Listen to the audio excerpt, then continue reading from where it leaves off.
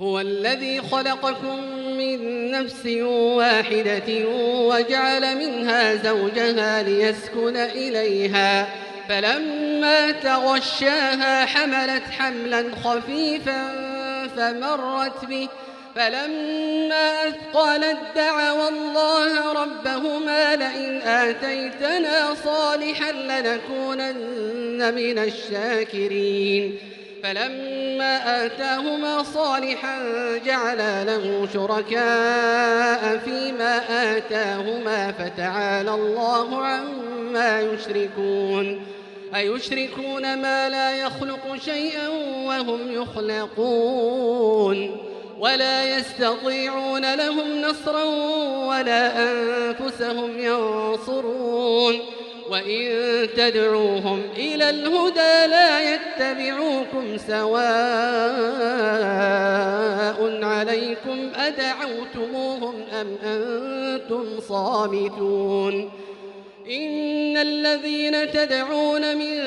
دون الله عباد أمثالكم فادعوهم فليستجيبوا لكم إن كنتم صادقين ألهم أرجل يمشون بها أم لهم أيدي يبطشون بها أم لهم أعين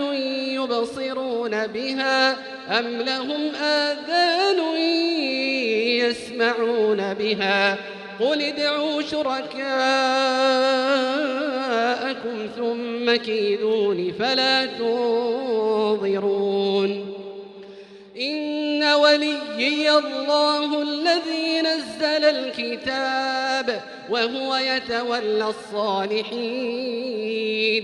والذين تدعون من دونه لا يستطيعون نصركم ولا أنفسهم ينصرون وإن تدعوهم إلى الهدى لا يسمعوا وتراهم ينظرون إليك وهم لا يبصرون خذ العفو وأمر بالعرف وأعرض عن الجاهلين وإما ينزغنك من الشيطان نزغ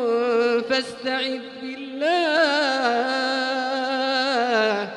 إنه سميع عليم